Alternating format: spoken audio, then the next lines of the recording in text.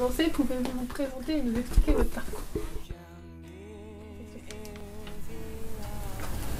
Ça va être trop long. Ça va pas être possible. This may be the last time I'm here. Alors juste ce que vous faites en ce moment.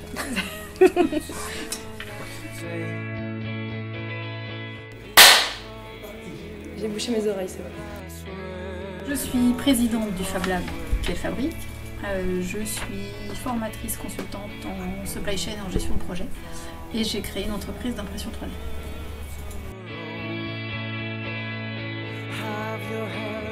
Je m'appelle Jessica, j'ai 19 ans. En parcours professionnel, au départ, j'ai fait mon année de collège et de lycée tout à fait normalement, il n'y a eu aucun souci. Et puis arrivé le bac, il a fallu faire un choix. Je me suis dirigée vers une licence langue et je me suis rendu compte que ça ne me plaisait pas du tout. Et j'ai voulu changer en cours d'année, donc j'ai refait des vœux, ce qu'on appelle AP-Bac, pouvoir trouver une nouvelle formation. Et j'ai tenté une école de journalisme.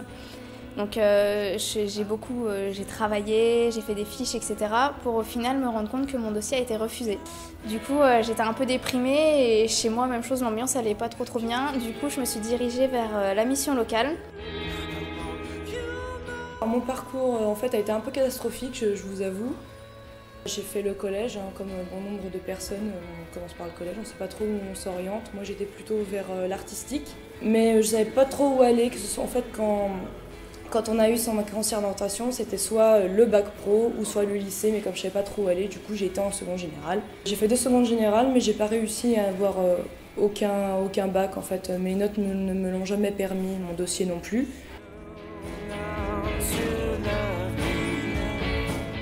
Un Fab Lab, c'est un lieu, c'est une association, et c'est un lieu dans lequel on met à disposition des gens qui en ont envie, qui en ont besoin, du matériel de conception et de fabrication numérique, mais surtout, notre action, c'est de mettre les gens en lien, de manière à les connecter, de manière à ce qu'ils puissent aller plus loin dans leurs projets et faire aboutir les projets qu'ils ont envie de développer.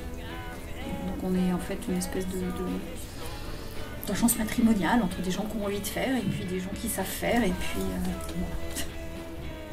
C'est d'ailleurs ce qui m'a beaucoup surprise parce qu'à la base, moi j'ai beaucoup de mal à travailler en groupe et en fait je me suis rendu compte que les tâches étaient plutôt bien partagées, que chacun arrivait à mettre son petit talent, ce qu'il savait faire au service de la création.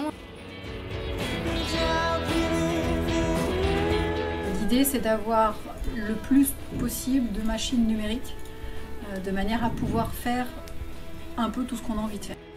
On a une découpe à fil chaud, on a des plotteurs de découpe pour découper du vinyle, pour découper du papier, on a une découpe laser, on a des imprimantes 3D et puis toute la partie électronique pour pouvoir faire des robots, des objets connectés. Une des idées c'était de faire des projets avec le Fab Lab, c'est-à-dire avec les jeunes du parrainage, de les emmener dans le Fab Lab pour développer des projets de manière à pouvoir développer les compétences des jeunes dans le numérique. Il y a eu l'appel à projet de la Fondation Orange sur les Fab Labs solidaires. Donc on a intégré, c'est-à-dire qu'on a développé un petit peu le projet qu'on a eu initialement, de manière à l'intégrer dans le projet des Fab Labs solidaires. Pour moi, ça a été vraiment une grande découverte. Pour moi, c'était vraiment jeu vidéo, ordinateur, je ne connaissais pas du tout ce qui était imprimante 3D. Je savais même pas que le mot existait en fait. J'aime beaucoup créer au niveau manuel, mais là en fait on peut créer à partir d'objets numériques, électroniques, et je trouvais ça sympa aussi, d'avoir une autre façon de découvrir et de créer.